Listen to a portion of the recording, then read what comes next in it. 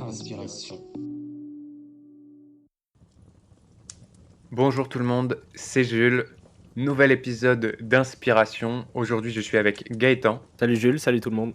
et on se retrouve pour un épisode du 154 Book Club. Aujourd'hui, on va parler d'un bouquin qui s'appelle Ravage de René Barjavel. De mon côté, je vous l'ai déjà présenté dans le starter pack sur les romans dystopiques. Donc si vous êtes attentif et si vous avez écouté cet épisode, vous savez à peu près de quoi on va parler. Mais restez là parce qu'il y a encore beaucoup à dire sur ce livre-là. Gaëtan, je te laisse peut-être le présenter, comme moi j'ai déjà présenté. Yes. Alors, Ravage, c'est un roman qui a été publié en 1943 par Barjavel. Barjavel, on en a déjà entendu parler puisque j'avais présenté aussi La Nuit des Temps dans un épisode de Book Club 154. Et Barjavel, c'est un maître du genre, c'est un maître de la science-fiction. Et là, cette histoire, elle est très à la française parce qu'elle suit un personnage qui s'appelle François Deschamps, qui est un jeune homme, un ingénieur idéaliste qui vit dans une France qui était plutôt futuriste où la technologie règne en maître. Mais il y a un moment dans l'histoire où l'électricité, qui est pilier de la société, cesse de fonctionner et le monde bascule dans le chaos. C'est un petit peu le topo que Jules avait déjà fait la dernière fois et moi je vais être honnête, c'est pour ça que j'ai lu le livre.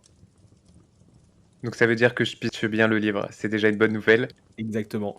Et j'espère qu'il y a beaucoup de gens qui l'ont lu suite à ta recommandation. Moi, j'avais jamais entendu parler de ce livre avant et franchement, ça a été une super découverte. Alors, ce que je te propose dans ce cas-là, on va approfondir un petit peu. Tu as parlé d'une société futuriste. Est-ce qu'on commencerait pas à dire pourquoi cette société est futuriste, pourquoi on a les technologies qui sont au cœur du sujet, etc. Je te laisse commencer et je vais rebondir dessus. Ouais, en fait, dans la société futuriste que Barjavel décrit, tout est automatisé. On est vraiment dans une société où tout est fait pour être au service de l'homme. Il y a un petit passage que j'adore qui permet de bien illustrer cette idée-là. C'est le passage suivant. Les autos circulaient sans chauffeur, glissant silencieusement sur leurs coussins d'air. Les maisons s'élevaient dans le ciel et les hommes vivaient à l'intérieur comme des abeilles dans une ruche. Tout était simple, tout était facile. D'un simple geste, on commandait lumière, nourriture, chaleur. Le monde était une vaste mécanique et chacun, au bout de ses fils invisibles, pouvait en disposer à sa guise. Et donc là, en fait, l'idée, enfin vraiment ce qui est décrit, c'est que tout était simple, tout était fait pour l'homme et on fournissait vraiment zéro effort. Et il y a vraiment cette notion d'effort qui est très importante dans le livre, puisque on a, entre guillemets, fait disparaître l'effort dans cette société futuriste. Moi, ce que j'ai apprécié dans le bouquin, c'est que cette description de la société futuriste, surtechnologique, qui va évidemment répondre aux différents besoins ou pseudo-besoins de l'homme, elle est décrite ponctuellement par des passages que tu as cités notamment. Je vais vous en citer un autre. Elle est décrite, mais pas en profondeur. C'est-à-dire qu'on a des endroits où il y a des éléments qui vont nous faire comprendre l'univers dans lequel les personnages évoluent. Et on n'est pas dans un roman, et ça aurait été dommage si ça avait été le cas, qui en fait trop et qui va nous faire des pages et des pages en nous expliquant, voilà, l'industrie c'est comme ça, l'administration c'est comme ça, les habitations sont comme ça, etc. Tu vois, on n'a pas de trop plein. On a, je trouve, Mhm. juste le bon niveau de description sur comment évolue la société dans cette année qui est l'année 2052, on ne l'a pas précisé. Et je trouve ça renforce la réalité du truc. Il y a deux petits éléments dans cette société qui la rendent assez réaliste et qui apportent une crédibilité et qui sont des éléments qui sont ponctués au sein du roman. Il y a un élément notamment qui est celui de la production de la viande. On se dit, bon voilà, on est en 2052, la viande, peut-être qu'elle est produite différemment. Vous savez que même actuellement, on se questionne sur ce sujet-là. Je vais vous lire un petit passage qui vous montre un peu le niveau d'avancement de la société qu'on vous décrit actuellement. Élever, chérir des bêtes pour les livrer ensuite au couteau du boucher, c'était bien là des mœurs dignes des barbares du XXe siècle. Le bétail n'existait plus. La viande était cultivée sous la direction de chimistes spécialistes et selon les méthodes mises au point et industrialisées du génial précurseur Carrel, dont l'immortel cœur de poulet vivait encore au musée de la Société protectrice des animaux. Le produit de cette fabrication était une viande parfaite, tendre, sans tendons, ni peau, ni graisse et d'une grande variété de goûts. Non seulement l'industrie offrait aux consommateurs des viandes au goût de bœuf, de veau, de chevreuil, de faisan, de pigeon, de chardonneret, d'antilope, de girafe, de pied d'éléphant, d'ours, de chamois, de lapin, d'oie, de poulet, de lion et de 1000 autres variétés, servies en tranches épaisses et saignantes à souhait, mais encore des firmes spécialisées, à l'avant-garde de la gastronomie, produisaient des viandes extraordinaires qui, cuites à l'eau ou grillées, sans autre addition qu'une pincée de sel, rappelaient par leur saveur et leur fumée les préparations les plus fameuses de la cuisine traditionnelle, depuis le simple bœuf miroton jusqu'au civet de lièvre à la royale. Ça, ça fait partie des descriptions qui nous montrent qu'on est dans un niveau d'avancement technologique, industriel, peu importe, et ça vous dresse un peu le portrait de la société dans laquelle on évolue. Et tu vois ce que j'aime bien dans ces descriptions-là, comme tu le disais, il y a déjà le fait que on est accompagné, on découvre le monde en même temps, tu vois, que Ouais, les personnages. Heu et il y a aussi il y a toutes ces références un petit peu françaises. Le livre, pour l'anecdote, démarre dans un train avec, voilà, son petit journal, tout ça. Il y a une description des cafés parisiens modernisés. Il y a des descriptions des rues de Paris et cetera. Il y a des allusions aux produits du terroir et donc c'est vraiment très plaisant quand on voit toutes les science-fiction qu'on fait aujourd'hui, très américanisées, très, axées sur la technologie, sur un monde qui est froid, on retrouve quand même toutes ces petites, spécificités françaises et c'est ce que j'ai beaucoup apprécié aussi dans le récit. je trouve effectivement que ça rapporte une crédibilité. Mais c'est aussi parce qu'on est biaisé, qu'on connaît la ville de Paris, qu'on connaît l'environnement, le pays dans lequel évolue l'histoire sans doute.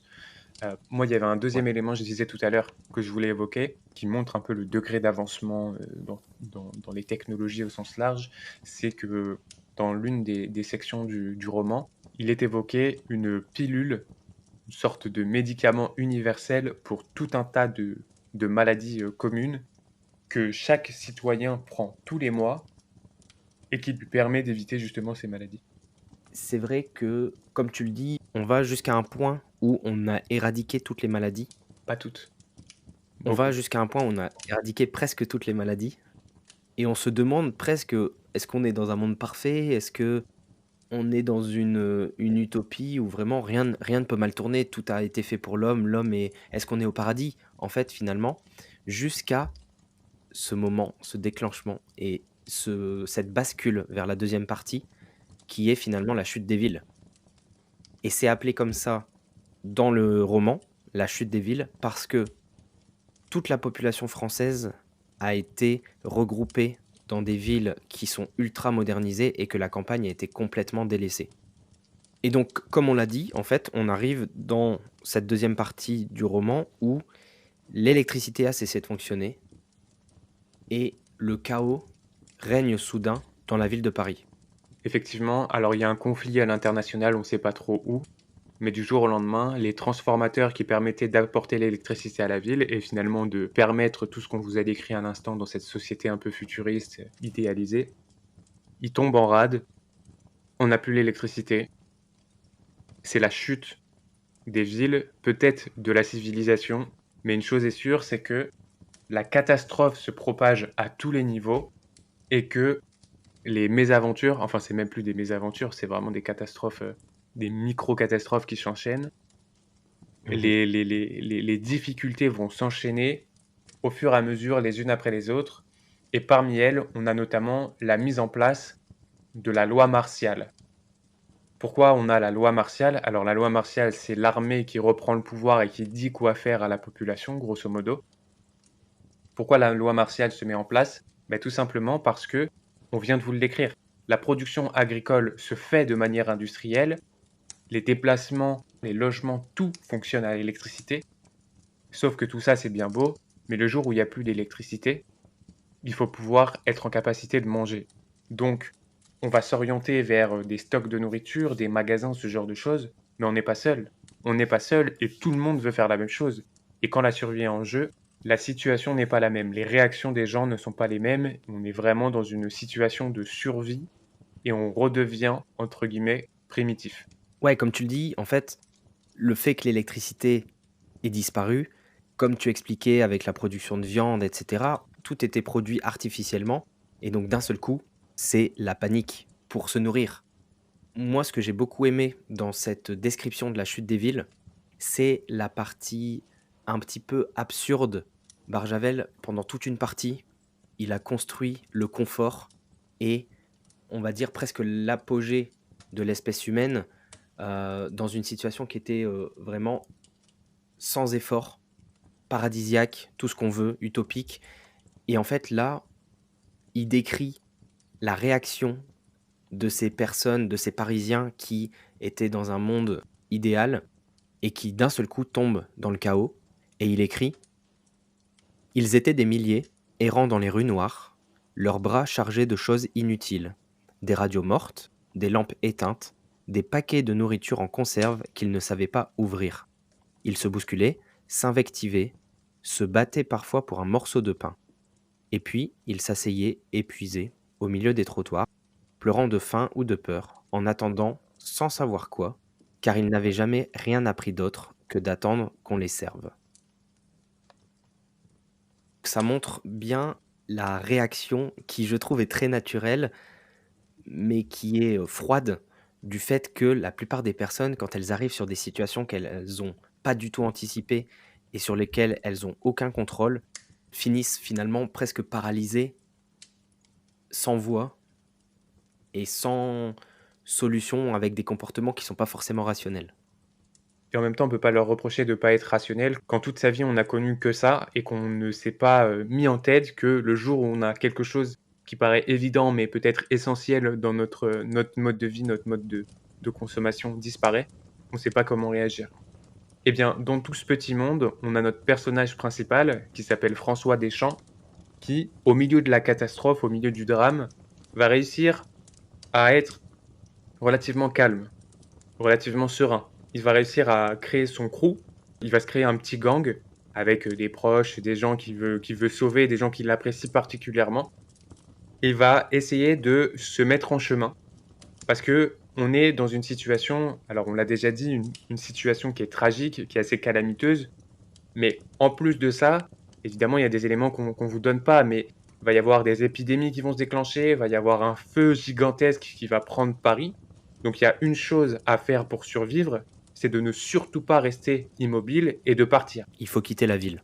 Exactement. Et ce départ, ça va nous amener sur la troisième section du roman, qui est le chemin de cendre.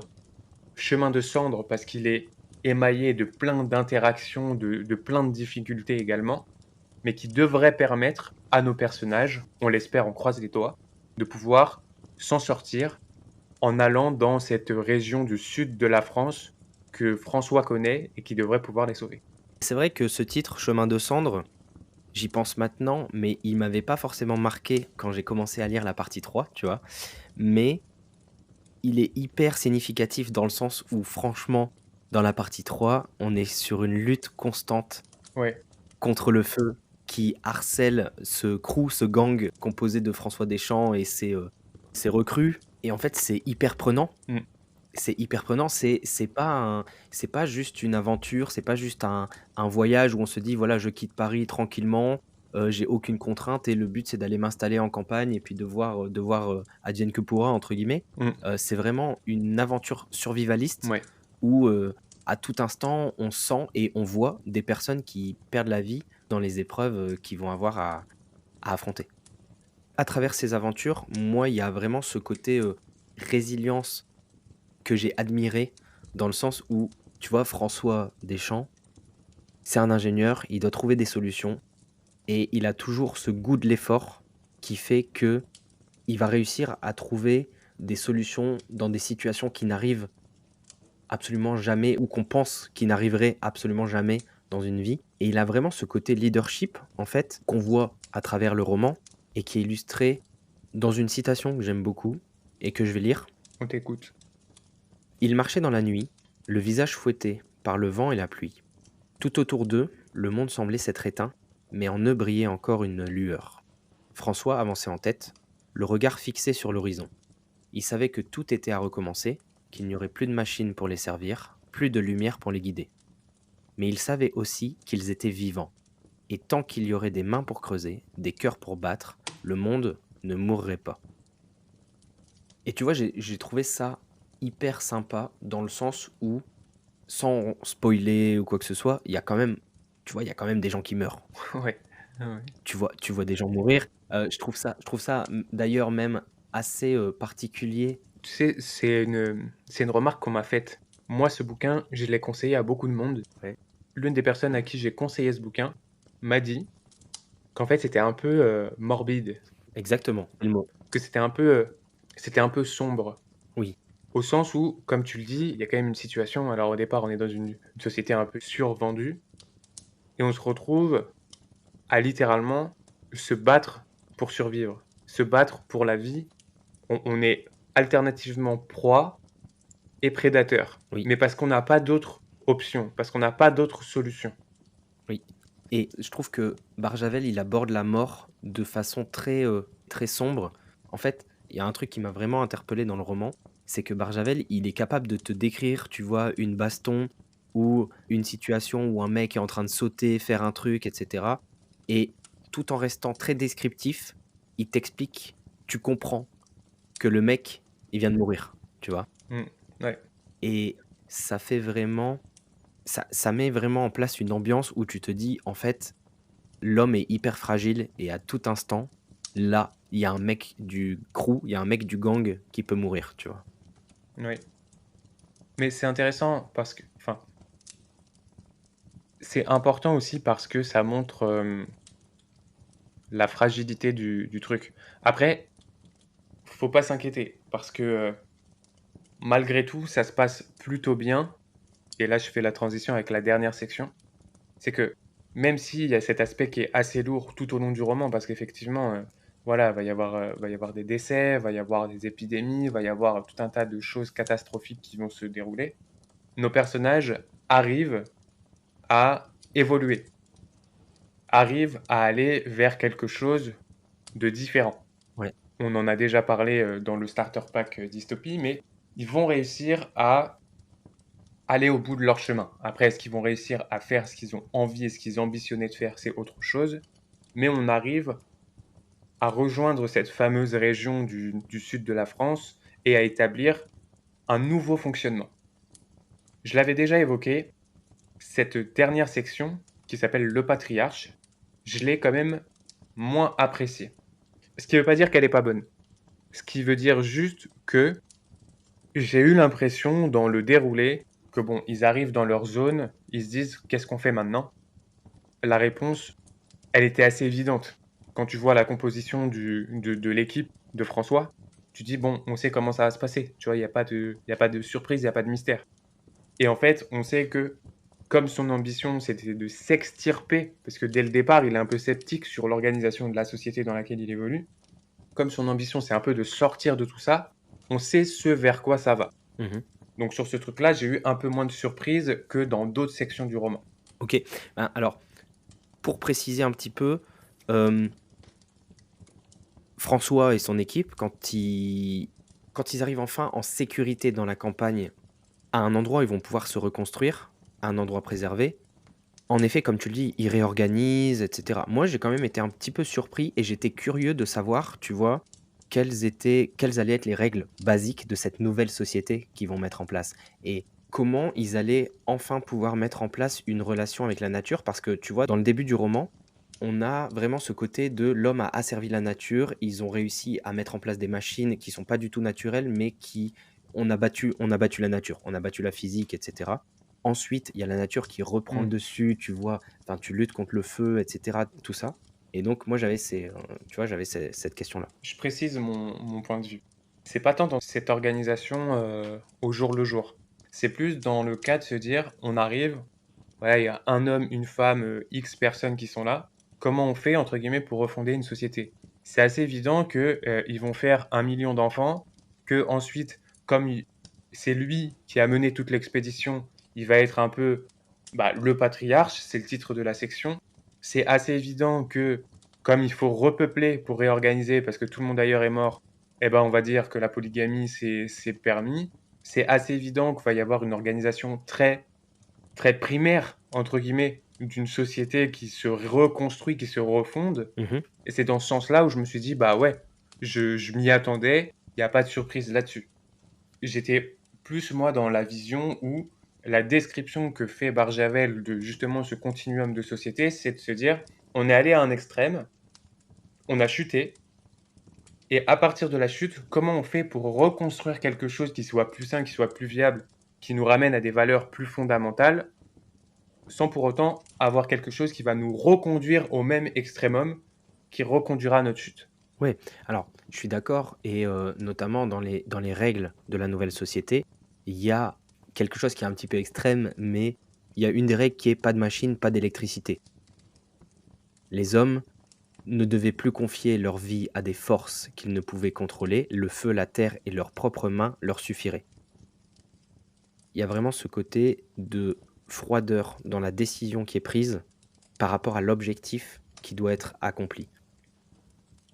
Moi, dans les règles du nouveau monde, ce qui m'a marqué et ce qui m'a «plu» aussi entre guillemets, c'est le côté confort et l'approche du coup du confort par rapport justement à cette société qui vient de s'effondrer. C'est-à-dire que toutes les lois que François a décrétées, elles sont faites pour accomplir une vision qui va permettre d'éviter que la situation dans laquelle on était avant la chute des villes se reproduise.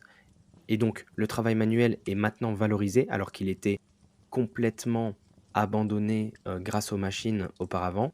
Il y a un côté, communautaire, la communauté prime sur l'individu.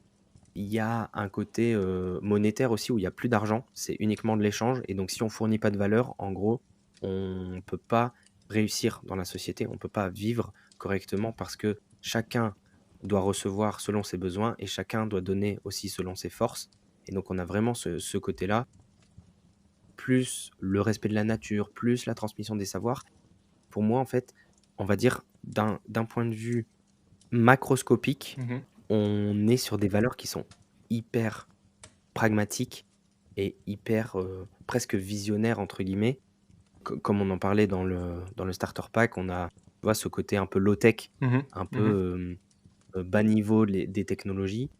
Même si, tu vois, j'étais un peu, surpris par certaines règles. Je vais te citer une règle qui m'a plutôt fait rigoler. 2 des plus importantes parmi ces lois sont celles qui défendent à un homme de posséder plus de terre qu'il n'en puisse faire le tour à pied du lever au coucher du soleil au plus long jour de l'été, et celle qui interdit que plus de 500 familles habitent ensemble dans le même bourg. Ça, tu vois, c'est des trucs hyper, chiffrés, hyper carrés. Moi, il y a 2 choses. Sur ce que tu viens de dire à l'instant, c'est dans l'idée, effectivement, il y a cette envie de retour à un certain nombre de valeurs que François considère comme fondamentales Oui, et qui, de nos prismes actuels, peuvent effectivement, nous dire, effectivement, le retour à la nature, le retour au goût de l'effort, le retour à une certaine sobriété dans les modes de vie et qu'effectivement, c'est des sujets, «d'actualité» entre guillemets et pour cette question, tu vois, d'avoir, des 500 personnes dans un bourg en question, pas plus, parce que ouais, l'idée, c'est de vraiment faire des microcosmes au sein de ce macrocosme que tu décrivais tout à l'heure ouais. et en fait, avoir des petites poches qui, à chaque fois, vivent en autonomie sans qu'on aille vers l'ultra développement qui, finalement, est le pic qui a amené la chute dont on parlait tout à l'heure. Par contre, moi, il y a un Ouais, c'est l'anti-mondialisation, en fait. ouais, c'est ça, c'est ça. Donc effectivement, il y a ces règles, mais il y a un passage sur lequel j'ai fait un lien avec un autre livre qui nous tient particulièrement à cœur et on aura l'occasion de l'évoquer, assez longuement, c'est Fahrenheit 451. C'est qu'en fait, Ah, j'adore. il y a l'une des règles, des mesures, je vous lis le passage: «Une des premières mesures qu'il leur fit adopter fut la destruction des livres. Il a organisé des équipes de recherche qui fouillent les ruines tout au long de l'année. Les livres trouvés pendant les 12 mois sont brûlés solennellement au soir du dernier jour du printemps sur la place des villages. À la lueur des flammes, les chefs de village expliquent aux jeunes gens rassemblés qu'ils brûlent là l'esprit même du mal.» Ce passage-là, moi, il m'a fait très très fortement penser à Fahrenheit 451, où on est dans une dystopie où le livre, la connaissance devient un danger et finalement, on n'est pas là pour parler de 451, mais où finalement, la destruction des livres se fait par l'individu lui-même parce qu'il pense que ça peut être un danger pour lui. Ce passage, il m'a interpellé parce que je me suis dit: «OK, on est effectivement dans un retour à certaines valeurs qui sont considérées comme, fondamentales, de base et sur lequel on peut vraiment, construire quelque chose de serein». Mais dans le même temps, on est sur un point de bascule, tu vois? Où on se dit que: «OK, on a voulu éviter un extrême, mais potentiellement on va vers un autre qui n'est pas forcément le plus optimal non plus». Donc en fait, si tu veux, moi ce truc-là, ce passage-là en particulier, certes, on devine un peu ce qui se passe, certes, j'ai interprété ce qui se passait et cetera. Maintenant la question, c'est comment tu trouves l'équilibre entre une société qui était complètement à un extrême au début du roman, versus une société qui pourrait aller à un extrême autre à la fin du roman? Eh ben, écoute, c'est hyper marrant parce que j'ai eu exactement la même réflexion sur les livres, tu vois? Tu parles de Fahrenheit 451. Moi, je pensais aussi à 1984, tu OK. vois? Où dans les science-fiction classiques, il y a cette, obsession autour des livres parce que le livre, c'est un objet qui permet de transmettre du savoir et conserver ce petit côté mémoire, tu vois? Dans Fahrenheit 451, dans 1984, on traque les livres, on empêche les gens d'avoir accès aux livres parce que du coup, ils pourraient retrouver des informations du Mmh. passé qu'on essaye de cacher, qu'on essaye de dissimuler. On transforme le passé, ouais. Exactement. La mutabilité du passé. Et en fait, on retrouve cette même mécanique et comme tu le dis, qui est peut-être pas judicieuse et peut-être un peu trop extrême, mais on retrouve cette mécanique dans Ravage Ouais. et pour moi, elle illustre peut-être le fait que François, il a été traumatisé par cet, épisode et qu'en fait, il a construit son nouveau monde qui est un petit peu extrême parce qu'il a très, très peur de reproduire cette situation Ah et en oui. fait, tu te rends compte et je pense que ça va un petit peu dans ton sens aussi, dans le sens où François, c'était l'homme de la situation pour sortir de la ville. La partie, le chemin de cendre, c'est Mmh. lui qui a mené le chemin et qui a permis à des personnes, à son groupe de survivre parce qu'il n'aurait pas pu survivre tout seul et il aurait pas pu reconstruire une société tout seul, mais par Mmh. contre, c'est peut-être pas l'homme de la situation pour reconstruire le nouveau monde, tu vois? Et il y a vraiment ce côté, j'en avais parlé dans un épisode où j'avais fait une leçon sur manager et leader, où en fait, c'est Mmh. 2 postes qui sont complètement différents et c'est pas forcément au leader d'aller prendre les responsabilités ou d'aller prendre des décisions quand il est dans une situation sur lequel il est pas maître et sur lequel il a peut-être pas toutes les compétences, en fait. Ouais. Mais effectivement, il y a un rejet complet de la société du départ, ce qui fait on arrive à cette, fin, sans vous la spoiler, mais on arrive à cette fin qui est ce qu'elle est et qui pose, des questionnements. Écoute, globalement, à titre personnel, moi ce que j'en ressors, c'est que c'est un bouquin qui est, un peu sombre, où il se passe beaucoup, beaucoup de choses, mais qui est extrêmement bien construit. Même si je suis un petit peu moins à titre perso, c'est des préférences, un peu moins satisfait de la dernière partie parce que je m'étais un peu projeté. La construction, le cheminement et les différents événements qui s'y passent, je trouve qu'ils sont très bien pensés et je l'ai déjà dit dans le starter pack, mais chaque passage, chaque événement qui se déroule, je me suis dit: «Ah putain, il a aussi pensé à ça. Il est trop fort». Tu vois? Vraiment, j'étais là, je tournais les pages, Ouais. je pouvais pas m'arrêter et j'ai recommandé, je l'ai dit plusieurs fois dans l'épisode, j'ai recommandé ce livre à plusieurs personnes et globalement, les avis sont relativement unanimes et pourtant un petit peu moins, publicité qu'autre chose, donc pour moi, c'est un très, très bon bouquin. Et je pense aussi que c'est un bouquin qui laisse pas les gens indifférents, tu vois? Moi, Mmh. personnellement, quand je l'ai lu, j'ai presque ressenti un petit peu, alors je fais un parallèle avec, l'écologie. J'ai presque un petit peu ressenti ce genre de sentiment de détresse du fait où, ben, on n'est pas en 2052, mais potentiellement, il y a un jour où la société peut s'effondrer, on peut perdre tout le confort qu'on a actuellement et il y a un petit peu cette dualité entre le confort et l'effort dans le roman de Barjavel et comme tu disais: «Putain, il a pensé à tout», il y a un petit clin d'œil que j'ai beaucoup aimé, justement, dans cette notion d'effort. C'est que François Deschamps, au début du roman, il dit à Blanche Rouget, il lui dit: «Reste toi-même, aime ton métier» Tâche d'y réussir brillamment, mais n'en éprouve aucune vanité. Une seule chose compte, une seule chose est belle, l'effort. Et en fait, François Deschamps, il était prédestiné à fuir cette société puisqu'il avait des valeurs qui étaient complètement opposées à la société futuriste dans laquelle on arrive au début du roman.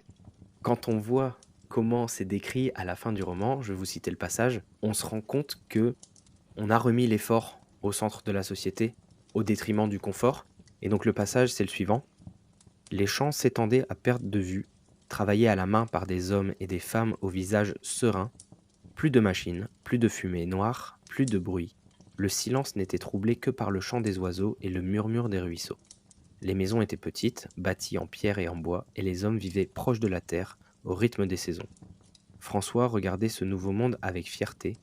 Tout était à construire, mais tout était déjà là. La terre, le soleil et l'effort de l'homme.